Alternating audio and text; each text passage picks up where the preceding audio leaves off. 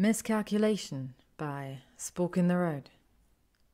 Alternate universe where Tom Riddle is a student in the 90s. Summary. Hermione Granger did not hate the head boy. She was just competitive, and Tom Riddle was the only student in the entire school who consistently edged her out of the top spot by a single point. Every damn year. Part 1.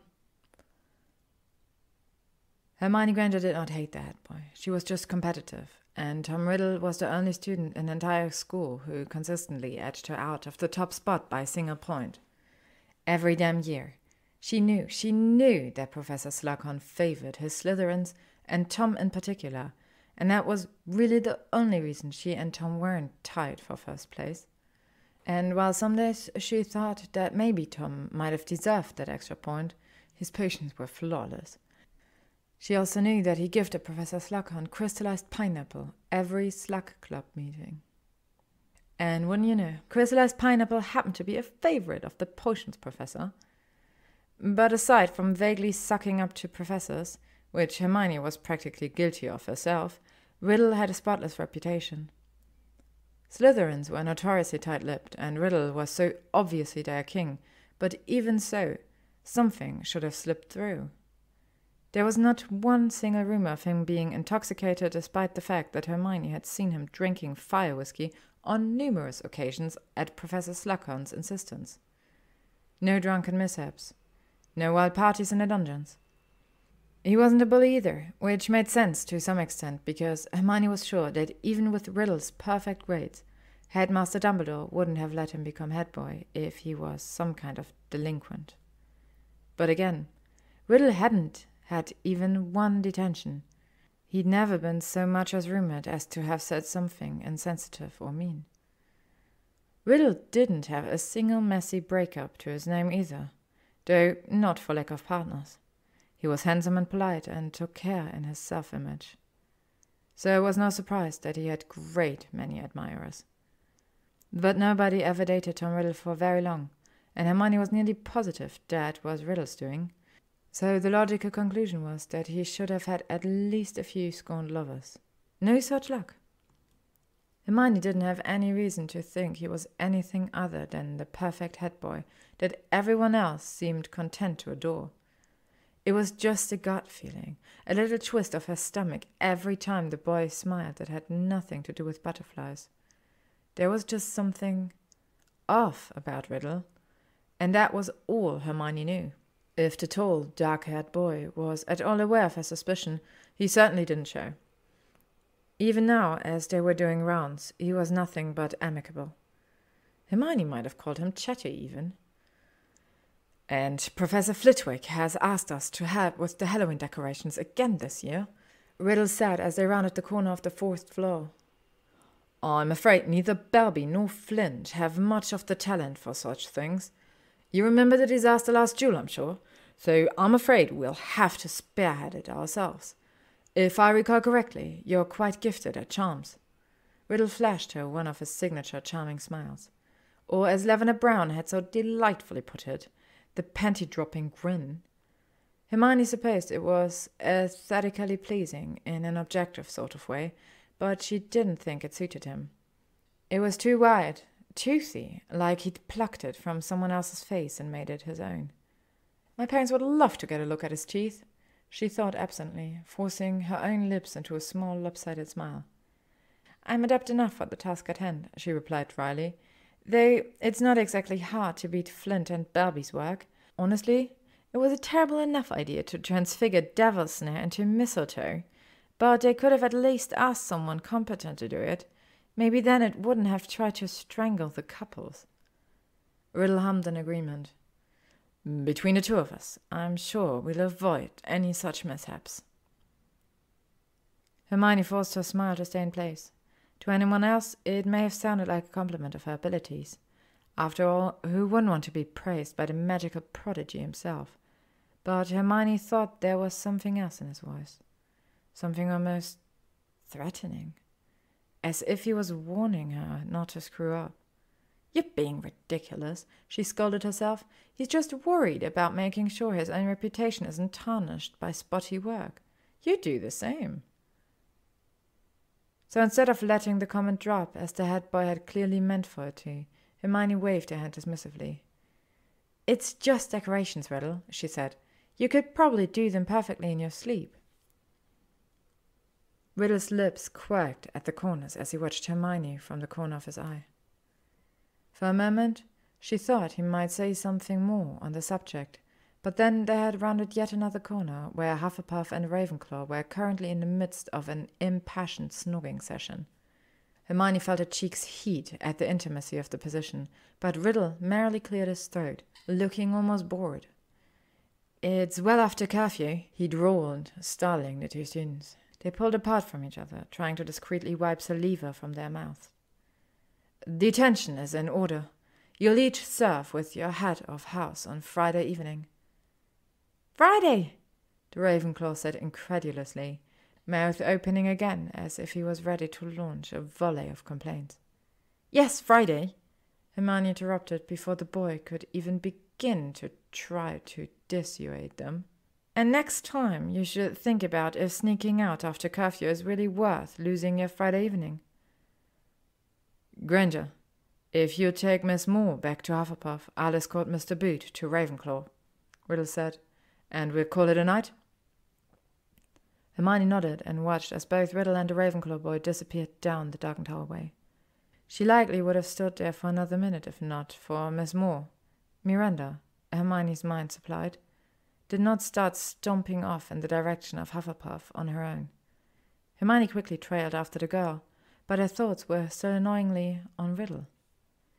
Hermione had always been bright and eager to prove her worth.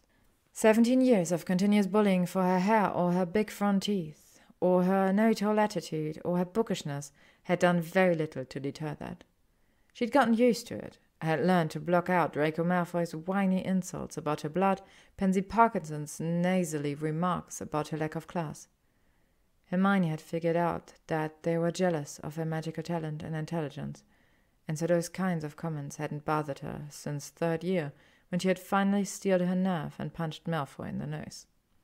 That had earned her detention, but it had been worth it. She had wrapped herself in knowledge with renewed vigor. She had practiced spells for hours, pored over every book she could get her hands on, because if they were going to be jealous and mean, then she would make herself untouchable. Because Draco or Pansy or Lavender Brown could be as snide as they wanted, but she was Hermione Granger, the brightest witch of her age. So she wasn't quite certain why it hurt so much to hear the just loud enough whispers in front of her in charms. "She just flails her hand around like a dying fish," one of the girls said, "as if that's attractive." "Everyone knows the only reason she does it is for attention," the other said, turning her head slightly so that she could glance at Hermione from the corner of her eyes. Hermione kept her eyes glued on Flitwick and pretended not to notice. "Because she thinks Riddle will notice her if she's as smart as him. She's been trying to snag him for years." Hermione felt heat rise to her cheeks. People don't really think that, she told herself, do they? Her only interest in Tom Riddle was in crushing him academically. She didn't want to prove she was good enough for him. She wanted to prove that she was better than him. The first girl snorted a little too loud. "Has she looked in the mirror lately?" They snickered quietly, but Hermione's anger roiled in her stomach.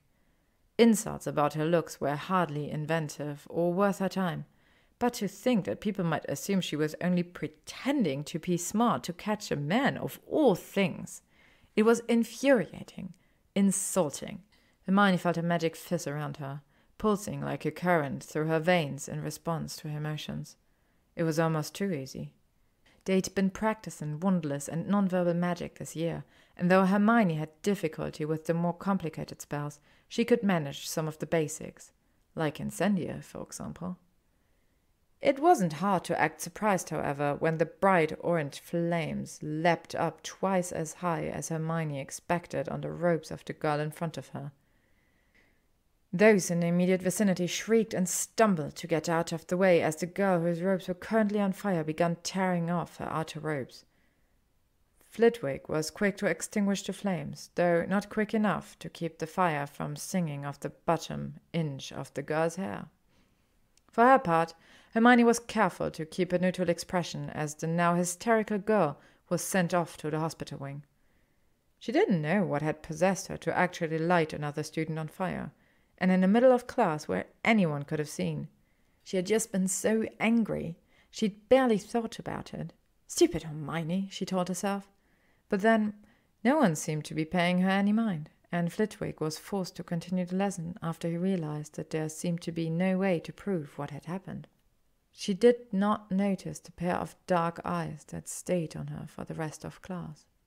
Few people spent their Saturday afternoons in the library, especially when the weather was still pleasant, but Hermione, naturally, was an exception. She liked it best when it was quiet and mostly empty, and even the Ravenclaws usually had better things to do with their weekends than hole up with a dozen books in the back corner of the library. But Harry, Ron and Ginny were all at Quidditch practice, and Gryffindor Tower had little appeal without them. Besides, she had less than a year left to access the Hogwarts library, and she was going to make use of it. She had just sat down with a hefty tome on alchemy that was edited by none other than Nicholas Flamel himself, when a flash of movement in the restricted section caught her eyes. It seemed unlikely for anyone else to be in the library, and it could very well have been a trick of the light, but being head girl meant she was obligated to investigate regardless. She closed her book with a sigh and headed into the stacks. No sooner had she turned the corner did she see none other than Tom Riddle. She couldn't be certain, but she thought for a moment it had looked like he shoved a book into his bag. But that's ridiculous, Hermione told herself. He's Tom Riddle, head boy, and Slughorn's favorite. He could just check out any book from the restricted section that he wanted. There's no reason to sneak out anything. You're just being paranoid. He turned at hearing her footsteps. For a split second there was a strange look on his face that she couldn't quite identify, but it was gone in a flash, replaced by that damned smile. She forced her own smile. "I should have known it was you," she said with a shake of her head. "Who else would be in the library on a beautiful Saturday?" "You, apparently," he said with a knowing smirk. "Though I suppose I shouldn't be surprised. It's only your diligence in studying that forces me to the library today." Somehow Hermione didn't think that was true. He probably didn't even have to crack open a textbook to keep up with her, the prat. And certainly his trip into the restricted section had little to do with their in-class competition. But fine, she'd let him pretend. "Someone has to keep you from getting too comfortable at the top," she said, only half-teasing. She didn't know how she thought he'd react, but it wasn't a sharp bark of laughter that tumbled out of his throat. It was so sudden that it seemed to shock even Riddle himself, and it lasted only for a moment before he reined in his humor. A smile still tugged at his lips. "It's a good thing you're around there, Miss Granger," he said, voice pleasantly low. "No one else would do half so good a job." It was then that she realized just how close they had gotten, though Hermione couldn't recall if she'd been the one to step closer or if he had. He was less than a pace away, leaning against the bookshelf and looking down at her with strange, unreadable expression. There was amusement there, but something else. Something unidentifiable that sent a shiver down her spine. Before Hermione could say anything else, a head of platinum blonde hair whipped around the corner in a blur. There was only one person in the entire school with hair that shade, and it was, unfortunately, the only person Hermione absolutely could not stand to be in the same room as. "Tom, there you are," Draco panted, looking as though he'd just run around half the school looking for the head boy.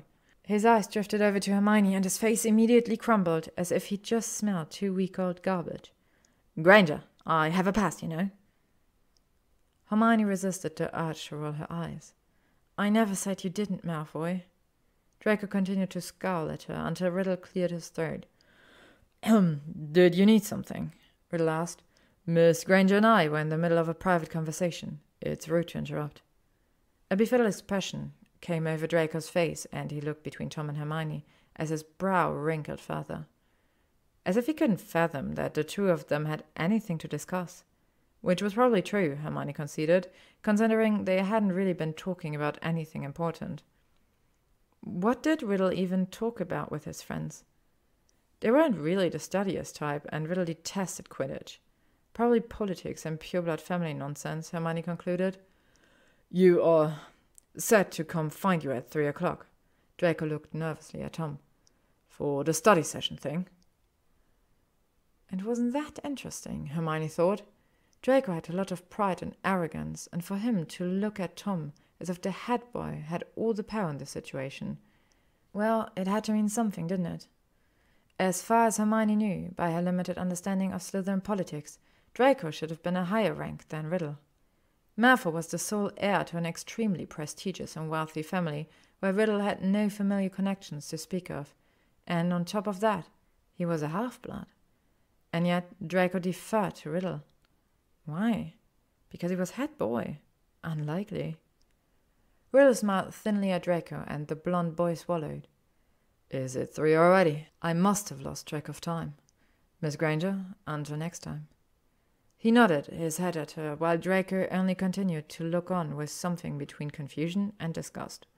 Even after they'd gone, and Hermione had returned to her book, she couldn't shake the odd feeling that she was missing something. Something important.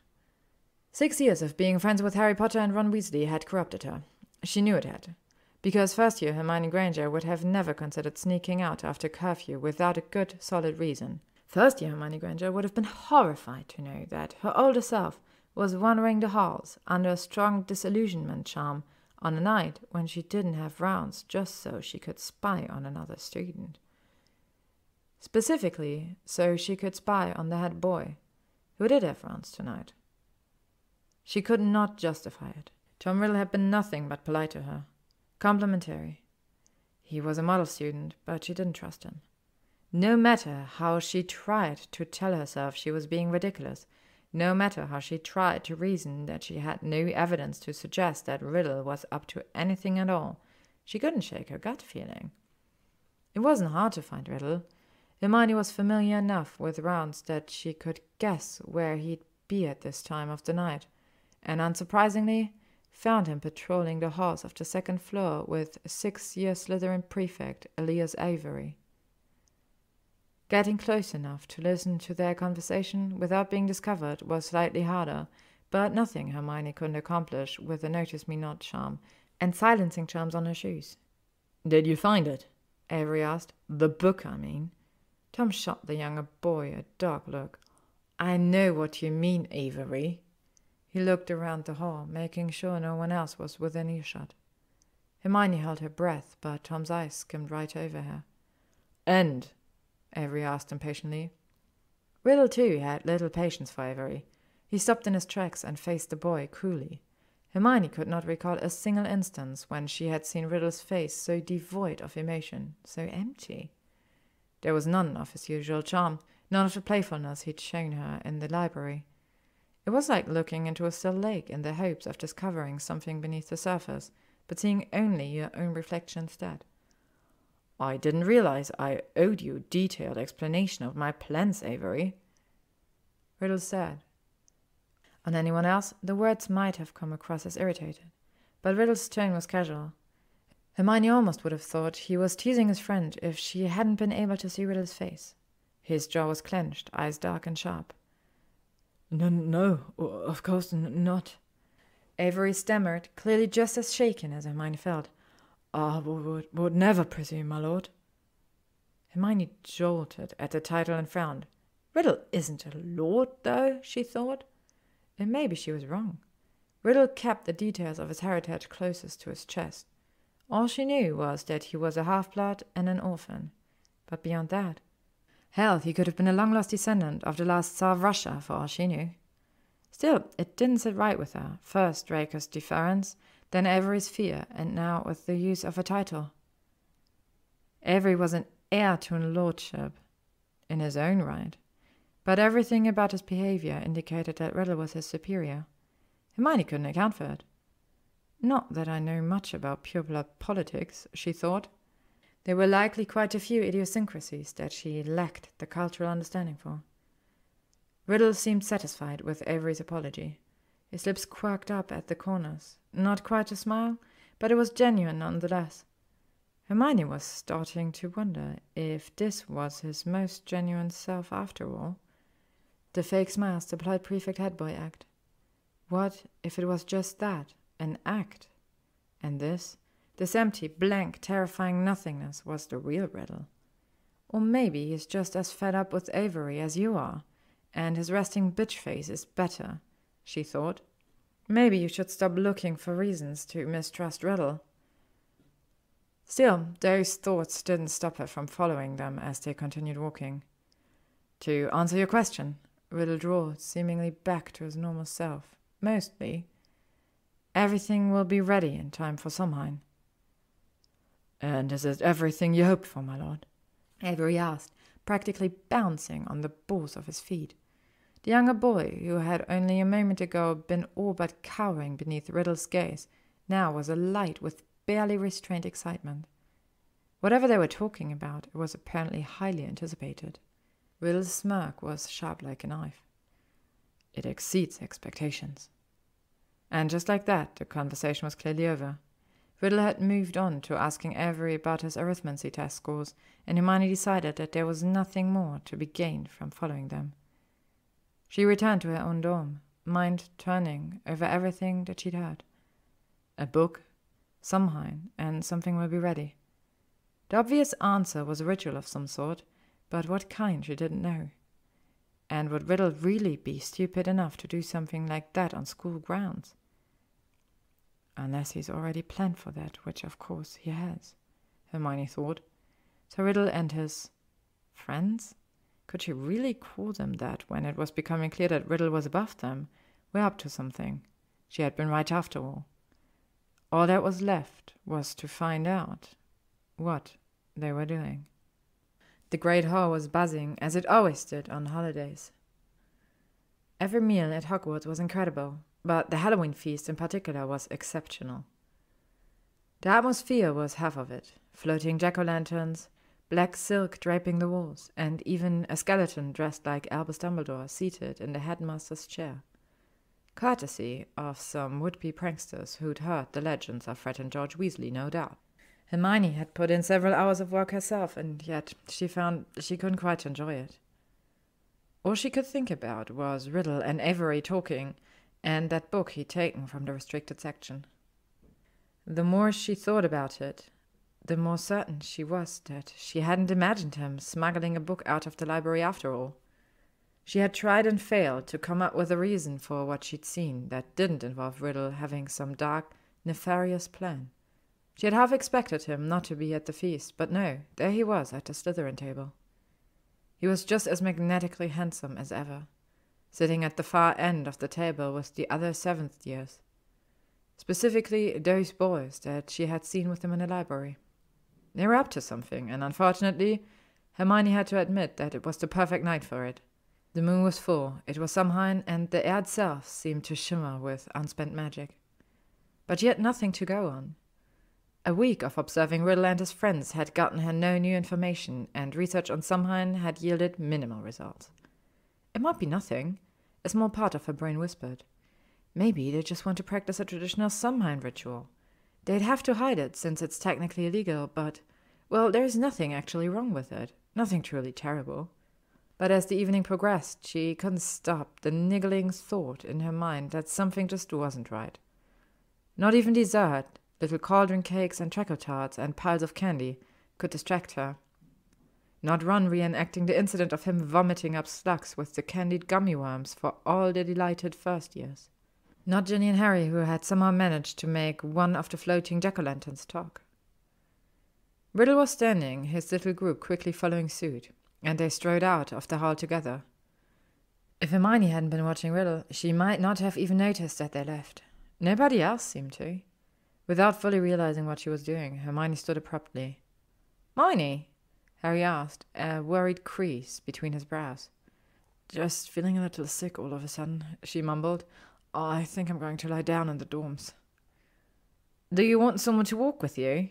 he asked, although Hermione could tell that he was reluctant to leave the festivities. She shook her head. "I'll be fine. See you later." The logical part of her brain was screaming at her that it was stupid to go after Riddle and all of his friends on her own. She should tell Harry and Ron what she was doing, but how could she explain that she had witnessed suspicious behavior and kept it to herself? She wasn't sure why she hadn't told anyone. Probably because she was still trying to convince herself it was nothing. Probably because she knew that Harry and Ron would immediately want her to do something rash just because Riddle and his gang were Slytherins. But aren't you doing something rash by following them? She ignored her own thoughts and hurried after them, keeping far enough away that she could only see the tail end of their robes as they turned the corners.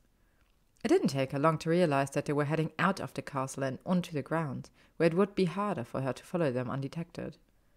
Not the first time she wished she'd had Harry's invisibility cloak. Maybe you could have borrowed it if you'd actually told them what you were doing, a snide voice in her head said. She ignored it and cast another disillusionment charm over herself before following them onto the grounds. They were still some distance ahead of her, but the moonlight was bright enough that she could see them. Riddle's tall figure at the head of the group, a shock of platinum hair where Malfoy stood, and two other figures, Avery and Lestrange, if Hermione had to guess. And they were headed into the Forbidden Forest. I must be suicidal, she thought, hurrying to catch up so that she didn't lose them among the trees. Her own experience with the Forbidden Forest was decidedly unpleasant. They had never found out what was killing unicorns in her first year when she'd gone there for detention, and she was pretty sure that Acromantula colony that she, Ron, and Harry had found in their second year was still there. Not to mention the centaurs weren't too fond of wizards encroaching on their territory, and Hermione wasn't 100% sure that there wasn't a werewolf pack somewhere in there too. Luckily, they didn't go in too deep, just enough that the castle was no longer visible through the trees. Hermione stopped, hiding behind a tree, as she watched Riddle take his place in the center of a large circle directly in front of a stone slab. He pulled a book out of his robes and placed it open in front of him. Malfoy, Avery, and Lestrange disappeared further into the forest, while Riddle sprinkled sea salt in the circle around the stone, muttering some incantation under his breath. A moment later, the other three boys returned, this time with a bound centaur floating behind them. Hermione clamped her hand over her mouth to prevent her gasp from being heard. So her suspicions were confirmed. This was not an ordinary Samhain ritual. The centaur, who was struggling against his binds, was deposited unceremoniously on the stone slab. Malfoy, Avery, and Lestrange were careful to stay outside the ritual circle. Riddle began chanting from the book, but Hermione couldn't hear the words, only the rhythmic quality of them. There was something almost hypnotic about the way Riddle spoke, though perhaps that was in part due to the magic rolling off of him. It made the air heavy, so much so that she could hardly breathe. She knew she should get out of there, leave before she was discovered, but her feet felt rooted to the spot. She wanted to know what he was doing, and the only way to do that was to stay. Riddle drew his wand with elegant movements. He crafted runes in the air. The first, Otilla, looked almost like a crudely drawn fish. It glowed silver, hanging in the air over the centaur's head. Hermione searched her brain for the meaning, certain that it would help her understand what he was doing. Separation or acquisition, her mind supplied, providing an image of her runes textbook. Just as she thought it, the centaur convulsed on the stone slab and screeched horribly. The sound alone made Hermione want to vomit, for it was so clearly the sound of a creature in pain. She wanted nothing more than to stop Riddle, but with his bodyguards she knew she wouldn't be able to get close enough. Dueling wasn't her strength, and against Malfoy, Avery, and Lestrange she knew she would lose very quickly. Given that she couldn't win, she'd only be revealing herself and making herself a possible target as well. And now that she was seeing just what Riddle was capable of, Hermione was very sure that the last place she wanted to be was on the wrong end of his wand. The next rune appeared, Eva's, in the shape of a sharp M. Transition and movement, Hermione recognized, and she watched as the convulsing stopped. A small orb of light tugged away from the centaur's body, not unlike the glimpse she'd once seen of a Dementor successfully removing the soul from a human body, and drifted towards Riddle with a serenity that was entirely at odds with the whole situation. He separated something from the centaur, Hermione realized, bile rising in her throat. And he's sending it to himself. Her suspicion was confirmed in the next moment when Riddle drew the rune Gebo above the centaur's head. It looked like nothing but a simple X in the air, but Hermione knew what it meant: gift or union. Whatever Riddle had stolen from the centaur, he was now merging it with his own body and magic. The orb of light went straight through his chest, and though the force of it was enough to bring Riddle to his knees, causing a small commotion from the other 3 boys just outside the circle, Riddle never once faltered in his chanting. He hauled himself to his feet with gritted teeth and drew the next rune, Dagas, shaped like an hourglass turned on its side. Transformation was the most common reading, and Hermione could tell enough of the ceremony by now that this was what Riddle had intended.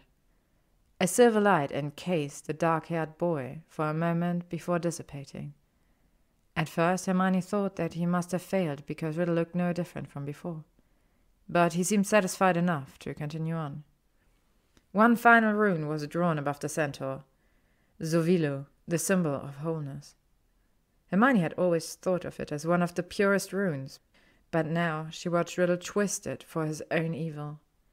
If her assumption about the ritual were correct, this final rune would allow for the seamless absorption of whatever Riddle had stolen.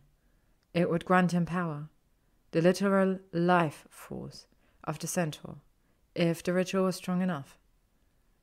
With a flash of light and a deafening crack that rattled in Hermione's head, the ritual was over.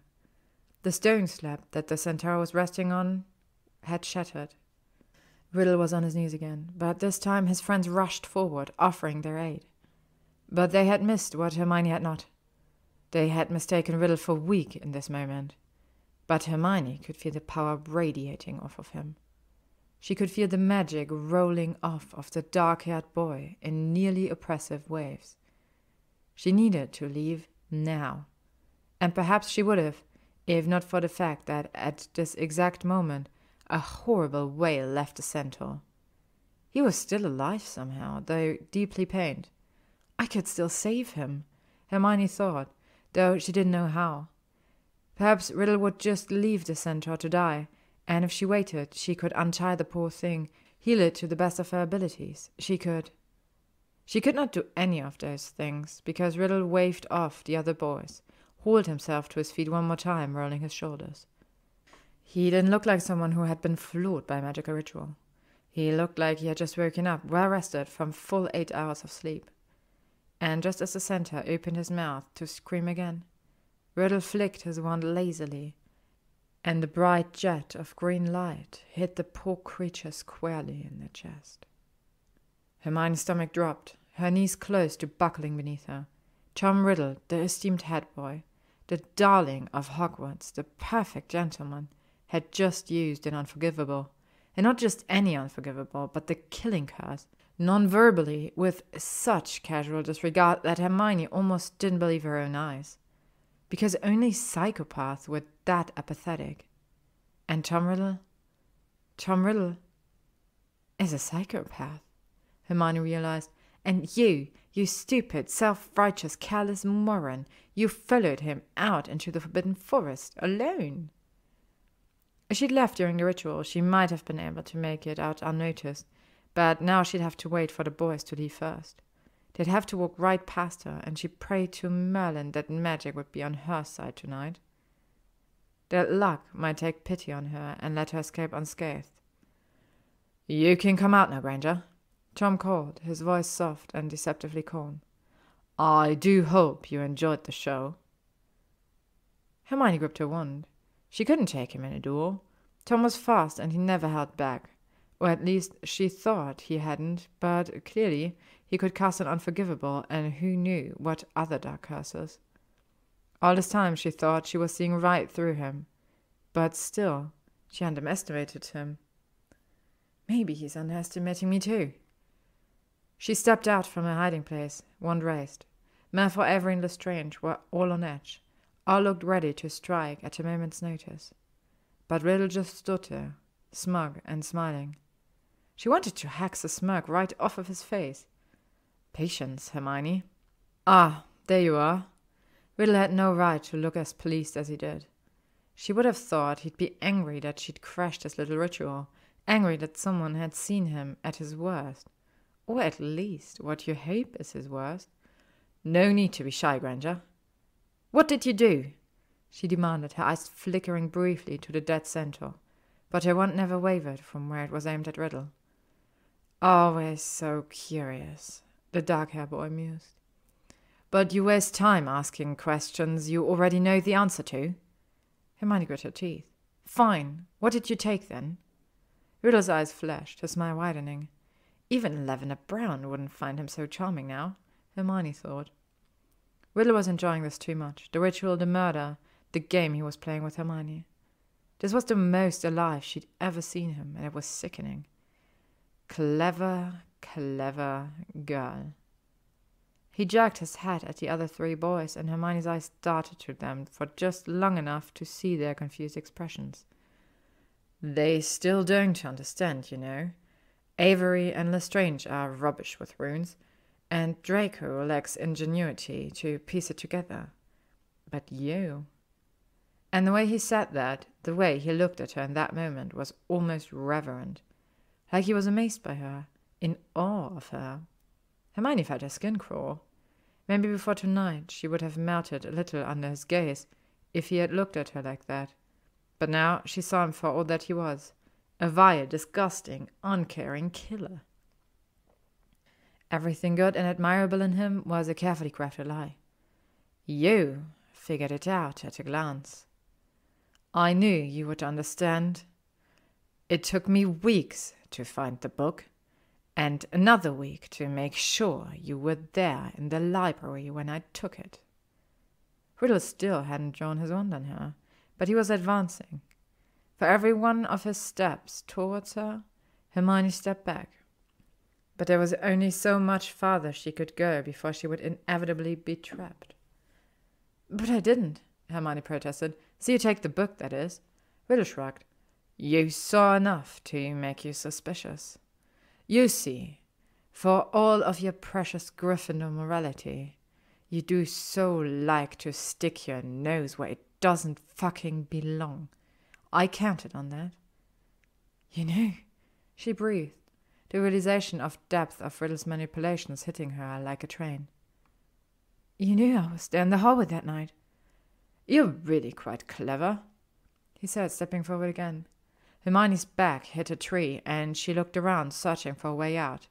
But he was too close now. She was trapped. "I knew if I let enough slip, you would be watching, waiting." There was less than a foot of distance between them now. It was far too close for Hermione's comfort, and yet Riddle was still leaning in, bracing his arms on the tree behind her, forming a cage around her. Without thinking, she jabbed her wand up, pressing it into the soft of Riddle's neck. And again, he surprised her by laughing. "We are not so different, you and I," he said calmly, as if he didn't have a weapon pressed to his throat. His hand reached up, and he lightly trailed a finger down her wand. She could feel the tendrils of his magic reaching out to her. Her own magic almost ached to seek his out in return. "That's why I want you." Her eyes went wide, nose involuntarily wrinkling at the thought, as if she would ever willingly let him put his hands on her after what he'd done, what he was capable of, as if she would want him. Riddle rolled his eyes. "Not like that, you ridiculous girl. Your mind and your magic are of value to me." That was only slightly comforting. The idea of Riddle wanting her physically was certainly revolting, but admiring her for her mind, for her abilities. What did that say about her? What about her reminded him of himself? She wanted to know so she could purge it from her being. "Although, I suppose I can see the appeal," he murmured almost to himself, as he tucked a strand of her wild hair away from her face. Hermione was on the verge of asking him what the hell did he think he was doing when Riddle suddenly bent down and covered her mouth with his. For a moment she was too confused to do anything. All she could process was that his mouth was warm, his lips soft against hers but demanding. She didn't kiss him back, but that didn't seem to matter. And then, though She seemed to have forgotten her wand. She remembered with a strange clarity being 9 years old, sitting in the kitchen with her mother. They were sharing a grilled cheese, and Hermione had mentioned offhand that a boy on the playground wouldn't stop tugging her hair. Her mother had gotten very serious and said, "If anyone touches you when you don't want them to, and they won't stop when you tell them to, then you hit them, Hermione, as hard as you can. I don't care if it's the boy on the playground, or if it's a girl in your class, or if it's an adult. Nobody else has a right to your body." She made a fist just like her mother had taught her and punched with as much force as she could muster, right in the gut. Riddle stumbled back, doubled over, gasping for air. The other 3 boys were quick to train their wands on Hermione, but hers was aimed at Tom. Using the sleeve of her robe, Hermione wiped the saliva from her mouth. "What the fuck?" she spat. She glared at him as he pulled himself upright. The look on his face was murderous, but Hermione supposed that hers was as well. "What kind of idiocy would possess you to think I would want you to touch me, especially after what you've just done?" "I should have known your delicate sensibilities would get in the way," Riddle growled, pointing his own wand at her. He schooled his features, though his nostrils still flared in irritation. "No matter. In time, you'll learn to be free of them." "Like hell I will." "Draco," Riddle called, ignoring Hermione entirely, "will require your assistance for an unbreakable vow." Hermione jerked her head between Riddle and Malfoy. "If you think I'll agree to an unbreakable vow—" "You will," Tom said plainly, "because it's either that or I obliviate you. And I've put so much work to ensure you were here to see this. It would be such a waste." "I don't give a flying fuck." Riddle's smile turned sharp. "And because if I obliviate you, I can't promise I'll only take this memory from the pretty little head of yours." Hermione froze. She had no doubt that if he got into her head, he'd take whatever he wanted. He could destroy her, vanish her entire childhood, or erase key parts of herself. He could shape her into whatever he wanted, and though once she might have doubted whether or not he had the skill to do so, she knew better now. "Fine," she said, "but I want something in return for my silence, Riddle." His eyes shone in the darkness in the forest. "Which is?" "That you won't harm me, nor will you have anyone harm me on your behalf." Riddle laughed again. "Not bargaining for your friends too. I'm almost disappointed." "You would never agree to that," she pointed out. Riddle narrowed his eyes, though not in anger. It was more like he was observing her. "No, I wouldn't have," he agreed after a moment, "but I'll give you what you ask." Draco stood between them as Hermione and Tom clasped their hands together and waved his wand so that the golden strand of magic tethered them together. "I, Tom Marvolo Riddle, do swear to never harm Hermione Granger, nor have others harm her on my behalf, so long as she does not reveal the plans or action taken by me and the Knight of Valpurgis without my express permission." Hermione glared at him. This was not what she had agreed to when she had consented to the unbreakable vow, but she should have expected that Tom would try to get more than he was giving. She was on the verge of protesting the sudden change in wording when a voice from the back of her mind spoke. "This is your chance to get on the inside. Find out what the Knights of Valpurgis are. Find out what Tom is really up to. You can find a way to work around the wording of the vow later."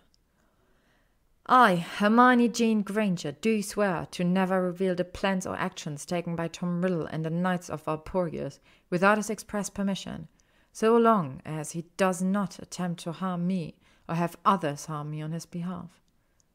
The magic briefly tightened around them before it dissipated into thin air. Draco looked warily between the 2 people in front of him. Tom grinned. "Welcome to the Knights of Valpurgis, Hermione," he said. "I didn't join your little group," she started to say, but Tom's eyes misted over. His smile only grew wider, and for a second Hermione was concerned that the ritual he'd done had somehow made him even more insane. But then his eyes cleared and his grip tightened on her wrist. "You asked what I took from the center?" he all but whispered. Hermione couldn't help but find herself drawn in. I'll give you a hint. The ritual lets you take a creature's natural abilities. What would a centaur have that I'd want? Hermione swallowed back the panic rising in her throat. Divination. Good girl. His thumb circled her pulse on her wrist. He smiled again and released her. Maybe you're not one of mine yet, but you will be. He could be lying, she told herself. But what if he's not? With a flick of his wand, he vanished all the evidence of his ritual. We'd better get back before we're missed. Hermione followed him numbly back to the castle. With Riddle's newly acquired skill of divination, she'd never be able to catch him off guard. He would know if she was going to betray him. She thought she'd been so clever. She thought she could beat him somehow. Good night, Hermione, Riddle whispered, very close to her ear, his warm breath fanning across her cheek. Sleep well. As she watched him retreating to the Slytherin dungeons, she couldn't help feeling that she'd made a terrible, terrible mistake. The end. Thank you for listening to Miscalculation by Spoke in the Road.